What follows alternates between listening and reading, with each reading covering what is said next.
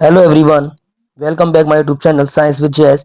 तो जैसा कि पिछले लेक्चर में आप अपना ब्लड सर्कुलेटरी सिस्टम का पार्ट 1 पढ़ चुके थे, जिसमें हम आज पढ़ने वाले हैं पार्ट 2 के बारे में, जिसमें हम सबसे पहले स्टार्ट करेंगे अपना ब्लड ग्रुप्स के बारे में कि क्या होते हैं ब्लड ग्रुप्स।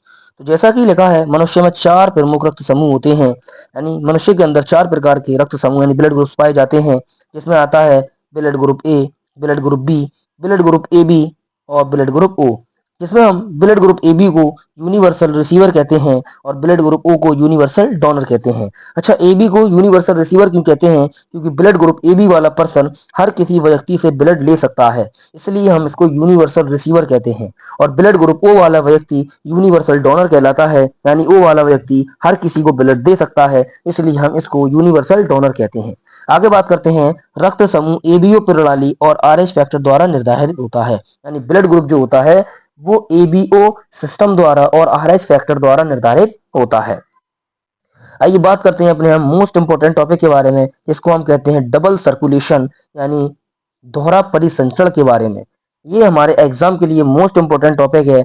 ज्यादातर एग्जाम में यानी बोर्ड के एग्जाम में ज्यादातर कोई आने वाला क्वेश्चन है डबल सर्कुलेशन, तो सभी बच्चे इसको ध्यान से पढ़ें और ध्यान से इसके नोट्स बना लें और इसको अच्छे से याद कर लें। तो डबल सर्कुलेशन, डबल का मतलब होता है दोहरा परिसंचरण, दोहरा सर्कुलेशन।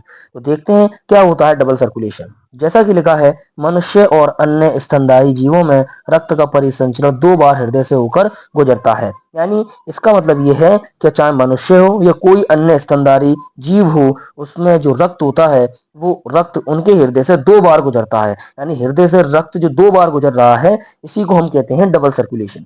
आगे लिखा है, एक बार फेफड़ों से होकर और दूसरी बार शरीर से होकर, यानी एक बार रक्त फेफड़ों से हार्ट में जाता है और एक बार रक्त बॉडी से होकर हृदय में जाता है। इसी कारण इसे द्विगुणीय परिसंचरण यानी डबल सर्कुलेशन भी कहा जाता है। तो बहुत आसान सी डेफिनेशन है कि जब हमारा रक्त हृदय से 2 बार गुजरता है, एक बार फेफड़ों से और एक बार हृदय शरीर से, इसी को हम डबल सर्कुलेशन कहते हैं। जैसा कि लिखा है इसमें, जब रक्त पूर्ण चक्र में 2 बार हृदय से गुजरता है, एक बार अशुद्ध रक्त के रूप में और एक बार शुद्ध रक्त के रूप में, तो उसे डबल सर्कुलेशन कहते हैं। यानी जब कंप्लीट सर्किट कंप्लीट हो जाता है, तो एक बार जो रक्त हृदय में आता है वो डीऑक्सीजनेटेड आता है और फिर डीऑक्सीजनेटेड चला जाता है, फिर लंग्स में जाने के बाद फिर ऑक्सीजनेटेड आता है, फिर दोबारा बॉडी में चला जाता है। तो ओवरऑल हमारा रक्त 2 तरह से होता है, एक होता है ऑक्सीजनेटेड जिसको हम शुद्ध रक्त कहते हैं, एक होता है डीऑक्सीजनेटेड जिसको हम अशुद्ध रक्त कहते हैं। तो हमारे हृदय से दोनों तरह का रक्त गुजरता है, इसी को हम डबल सर्कुलेशन कहते हैं। इसमें आगे लिखा है, डबल सर्कुलेशन के 2 भाग होते हैं। पहला भाग हम कहते हैं पल्मोनरी सर्कुलेशन और दूसरा होता है सिस्टेमिक सर्कुलेशन, यानी फुफ्फुसीय परिसंचरण और शारीरिक परिसंचरण। आइए दोनों के बारे में जानने की कोशिश करते हैं। जैसा कि सबसे पहले हेडिंग डली है आपकी पल्मोनरी सर्कुलेशन, यानी फुफ्फुसीय सर्कुलेशन। सबको पता है पल्मो का मतलब होता है लंग्स, यानी फुफ्फुस का मतलब होता है लंग्स। इसमें जैसा कि लिखा है, ये हृदय के दाहिने भाग से शुरू होता है, यानी जो पल्मोनरी सर्कुलेशन होता है ये हृदय के दाहिने भाग से शुरू होता है, यानी उसके राइट भाग से शुरू होता है। इसमें क्या होता है, दायां नीले अशुद्ध रक्त को फुफ्फुसीय धमनी के माध्यम से फेफड़ों तक पहुंचाता है, यानी इसके अंदर जो अशुद्ध रक्त होता है वो अशुद्ध रक्त पल्मोनरी आर्टरी के माध्यम से फेफड़ों तक पहुंचा दिया जाता है, यानी हार्ट के राइट वाले भाग में अशुद्ध रक्त फ्लो करता है। तो इसी को हम कहते हैं पल्मोनरी सर्कुलेशन। आगे लिखा है, फेफड़ों में रक्त ऑक्सीजन ग्रहण करता है और कार्बन डाइऑक्साइड छोड़ता है, यानी जब वो रक्त हमारा फेफड़ों तक चला जाता है तो फेफड़ों में जाकर वो ऑक्सीजन को ग्रहण कर लेता है और CO2 को बाहर निकाल देता है। आगे लिखा है, अब ये शुद्ध रक्त बन जाता है और फुफ्फुसीय शिराओं यानी पल्मोनरी वेंस द्वारा हृदय के बाएं अलिंद यानी लेफ्ट आर्टरियम में वापस आ जाता है। यानी पहले ब्लड हमारे हृदय के राइट भाग से होता हुआ लंग्स में चला जाता है और फिर लंग्स से होता हुआ दोबारा पल्मोनरी वेंस के थ्रू लेफ्ट आर्टरियम में यानी लेफ्ट पार्ट में आ जाता है। आगे लिखा है शारीरिक परिसंचरण यानी सिस्टेमिक सर्कुलेशन के बारे में। ये हृदय के बाएं भाग से शुरू होता है, यानी जो सिस्टमिक सर्कुलेशन होता है ये हमारे हार्ट के लेफ्ट वाले भाग से शुरू होता है। इसके अंदर बायां नीले शुद्ध रक्त को महाधमनी द्वारा पूरे शरीर में भेजता है, यानी हृदय में इसमें क्या होता है, लेफ्ट वेंट्रिकल शुद्ध रक्त को महाधमनी के द्वारा पूरे शरीर में भेजता है।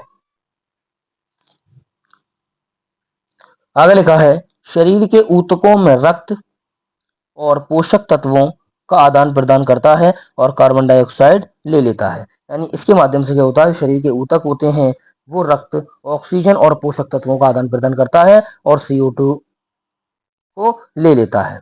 अब ये अशुद्ध रक्त बन जाता है और सुपीरियर तथा इंफीरियर वेना कावा के माध्यम से हृदय के दाहिने अलिंद राइट आर्टरी में लौट आता है।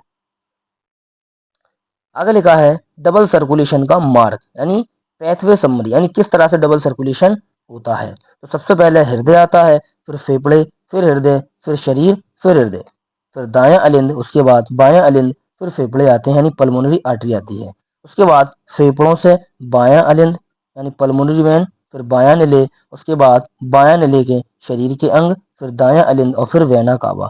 इस तरह से हमारा डबल सर्कुलेशन का मार्ग होता है। ऊपर वाला इसमें आपका पल्मोनरी आर्टरी से दिया है और नीचे आपको दिया है पल्मोनरी वेन के थ्रू दिया है। तो ये डबल सर्कुलेशन का मार्ग होता है।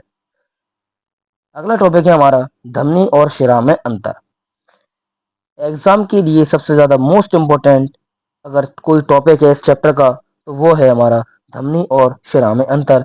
सबसे ज्यादा पूछा जाने वाला क्वेश्चन है कि धमनी और शिरा में क्या अंतर होता है, यानी आर्टरीज और वेन में क्या अंतर होता है। तो सबसे पहले बात करते हैं अपने हम शिरा के बारे में, फिर बाद में बात करेंगे धमनी के बारे में। तो सबसे पहला पॉइंट हमारा वेन के बारे में लिखा है, जैसा कि लिखा है रुधिर को अंगों से हृदय या हृदय की ओर ले जाती है। यानी वेन का काम होता है रक्त को अंगों से हृदय में ले जाना या हृदय की ओर ले जाना। यानी आप ओवरऑल कह सकते हो कि ब्लड को अंगों से पकड़ना और उस ब्लड को अंगों से लेकर हृदय में पहुंचा देना। धमनी का काम होता है रुधिर को हृदय से अंगों में ले जाना, यानी अपोजिट काम करती है धमनी। यानी धमनी का काम होता है रुधिर को हार्ट से लेना और फिर उसको अंगों तक पहुंचा देना। दूसरी बात करते हैं वेन के बारे में। फुफ्फुसीय शिरा के अतिरिक्त सब में अशुद्ध रक्त बहता है। यानी वेन के अंदर अशुद्ध रक्त बहता है, सिर्फ किसको छोड़कर, फुफ्फुसीय शिरा को छोड़कर, यानी पल्मोनरी वेन को छोड़कर। बात करते हैं धमनी के बारे में। फेफड़ों में जाने वाली फुफ्फुसीय धमनी के अतिरिक्त सब में शुद्ध रुधिर होता है। यानी फेफड़ों में जाने वाली जो धमनी होती है जिसको हम पल्मोनरी आर्टरी कहते हैं, उसको छोड़कर सब में शुद्ध रक्त बहता है। यानी धमनी में आप कह सकते हो कि अशुद्ध रक्त होता है। उसके बाद तीसरे पॉइंट की बात करें, इसमें रक्तदाब कम होता है और धमनी में क्या होता है, रक्तदाब उच्च होता है। इनकी दीवार पतली होती है, यानी शिराओं की दीवारें पतली होती हैं और इन धमनी की दीवारें मोटी व लचीली होती हैं। इनका बहा स्तर मोटा होता है और इनका मध्य स्तर जिसको हम ट्यूनिका मीडिया कहते हैं वो भी मोटा होता है। ये थे हमारे धमनी और शिरा में अंतर के बारे में। लास्ट में